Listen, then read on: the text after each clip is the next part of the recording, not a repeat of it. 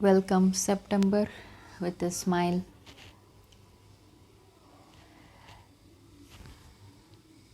Look forward for new beginnings.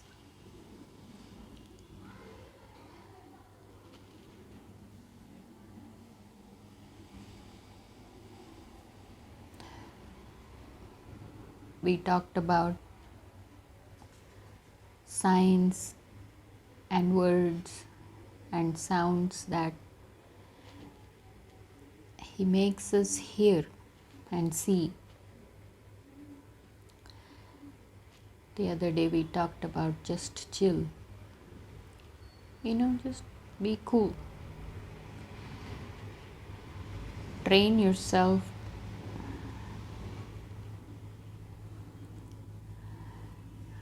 to be in this space and wait for His grace.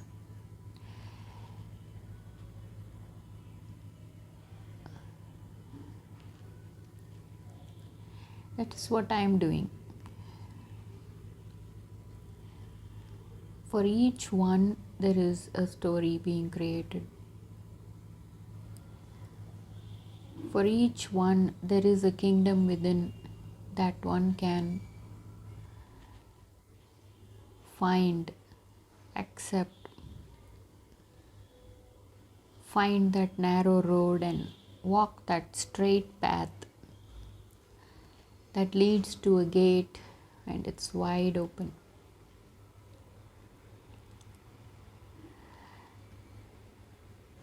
This morning's lesson, as I was experiencing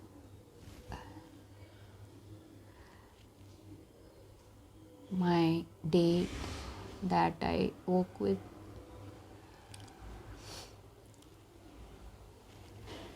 oh, excuse me. I hope somebody is blessing me. That just snuck up on me. Sorry about that. As I woke up, observing, watching, and prophesying my day to rise and walk and do what's right. Even the simplest thing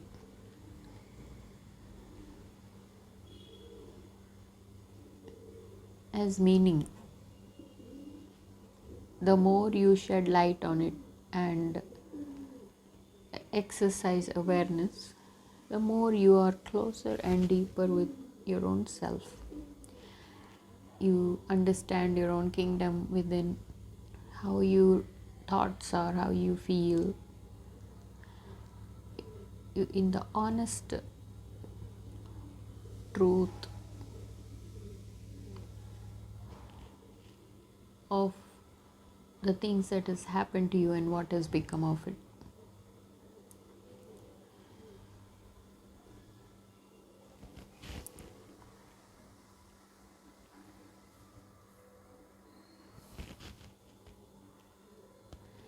It's simple actually. But sometimes we overlook the smallest things in life and think that we're going to get something better and bigger somewhere else. But He lets us go through that path only to come back home to love here and realize that whatever is happening in your life is what you understand it to be. And everything else that has shrouded us and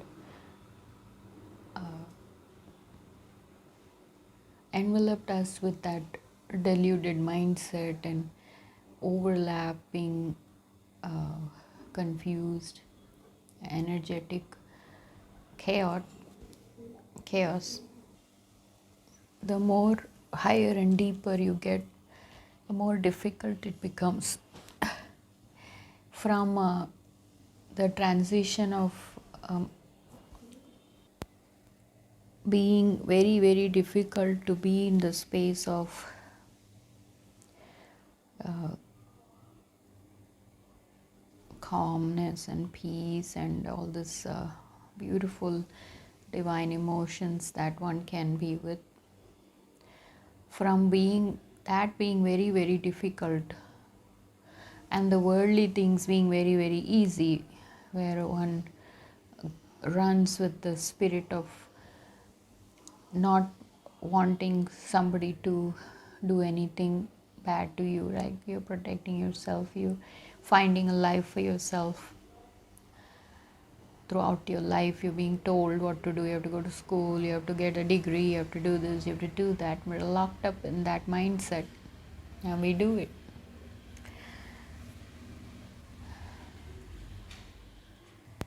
And there is a constant pressure, there is a driving force that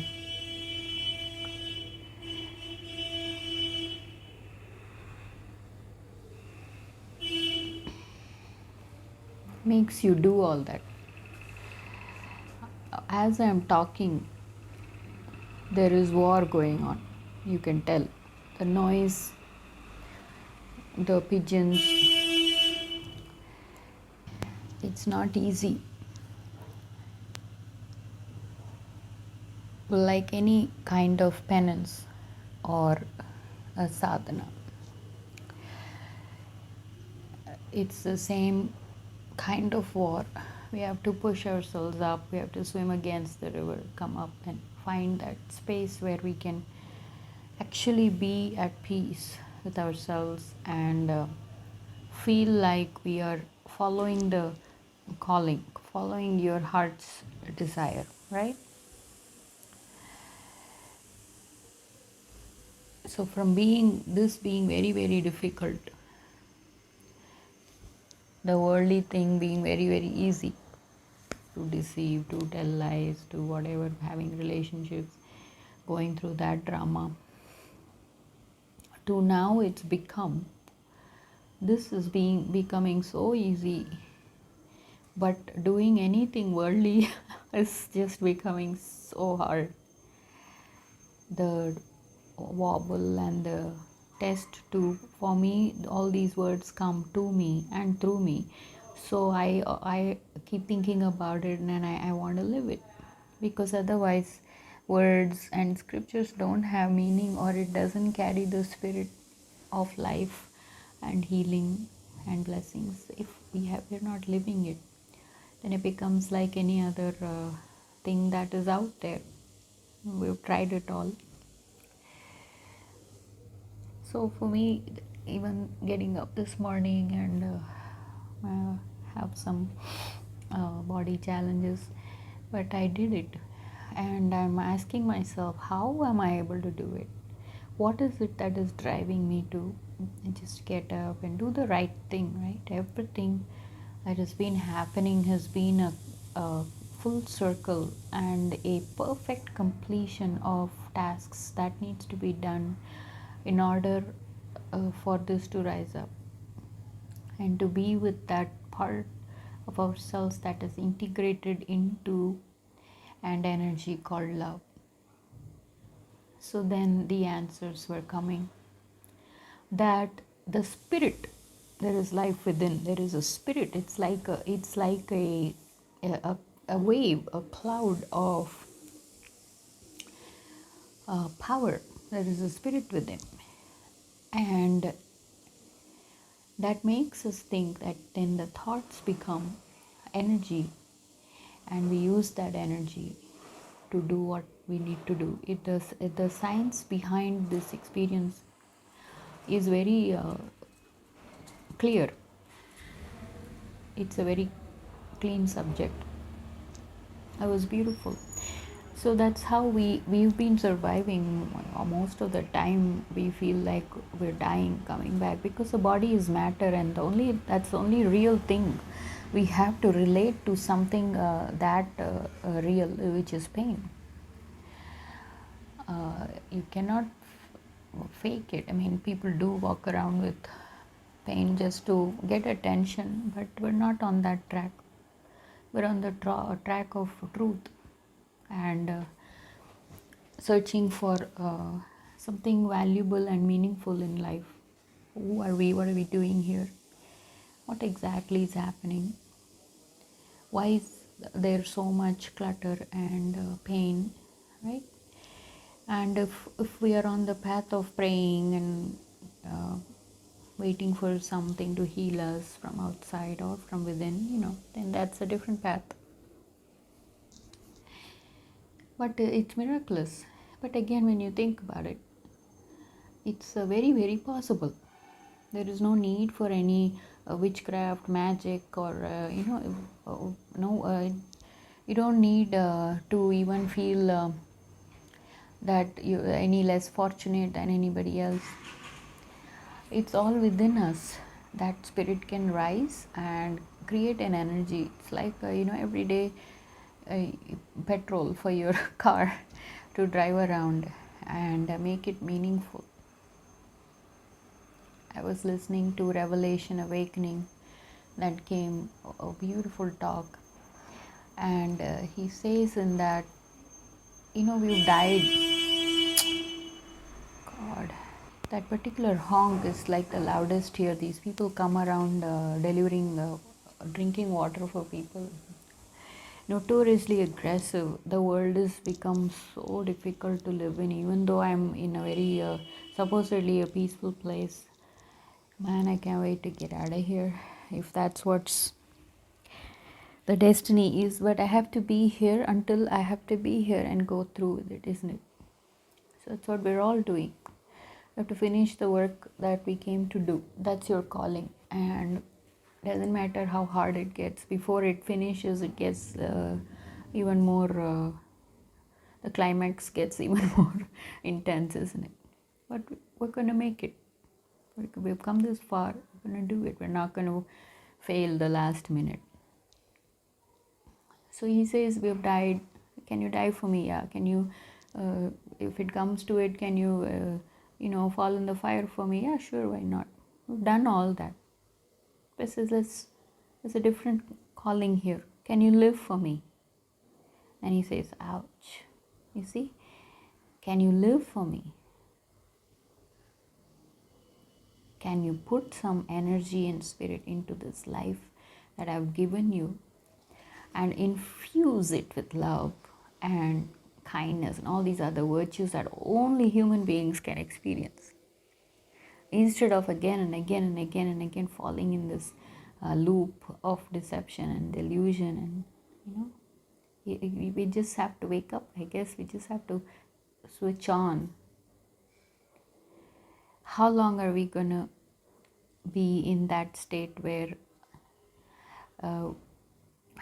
we're not any less than animals? We have a body, we walk around. We have an awareness of shame, so we cover ourselves with clothes. That's the only difference between us and animals. So what else, right? That's just the basic thing. What else? And you just come out of that mindset and think a little bit about how beautiful it can be. Yes, we're going to die one day. But how can we live it in such a way that we leave behind a fragrant memory of what it could be as a human being, what it could be understanding relationships with each other, and exhibit the most beautiful character of Christ-like qualities.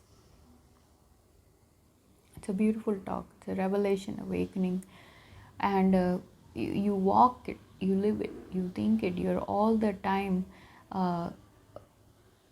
blessed with that energy and that spirit, that everything you touch, you do, you think, it becomes you are a walking temple at that point. So this kind of thing is not and it does not come under one particular person becoming that great divine being and then everybody else following. No, I think this is for everybody. This is what Christ meant to teach, I guess. But we are attached to rules, and we are it's always easy to be a slave, kind of. If somebody's telling you what to do, you do it, right? Especially if you're getting paid for it.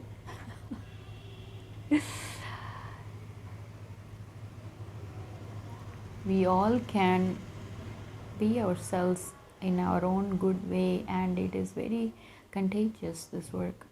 It pierces through any walls and differences, because ultimately underneath the skin everybody understands one thing that is common, which is love. Even with animals, even with any living creature, that it's that touch, that embrace, that love that is common in everybody, isn't it? It can't get more simpler than this. Feeling good, the wanting to feel good, that desire, wanting to be happy, that's where it comes from. But then we fall for all the other distractions and deluded ideas that actually derail you from doing the real thing or being the real person that you are meant to be, you know.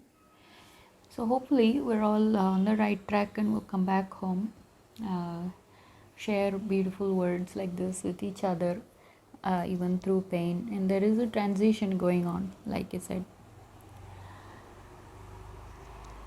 And hopefully I'm on the right track, and I'll do my part and inspire others to do the same.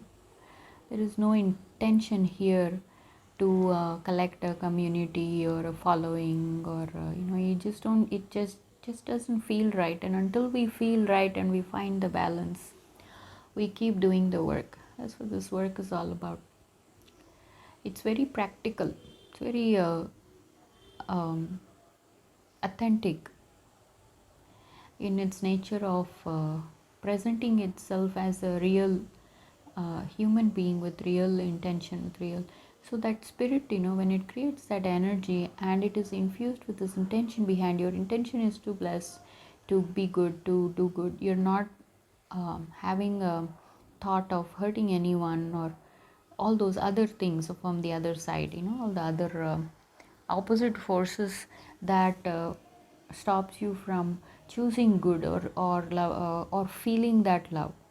It will fall away little by little by little. You just start walking on this path. Like we talked about, we don't glorify the darkness, we're just in the light, and we keep going that way, and eventually we'll get used to it. After years and years of suppression and oppression and being depressed and all that, we'll get used to being happy, being free, being very spontaneously open to uh, spreading that energy of love.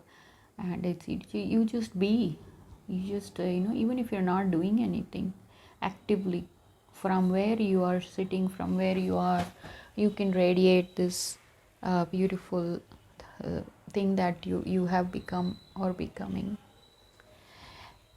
and you feel very one and intimate with that, with that spirit of God within. That's what God is.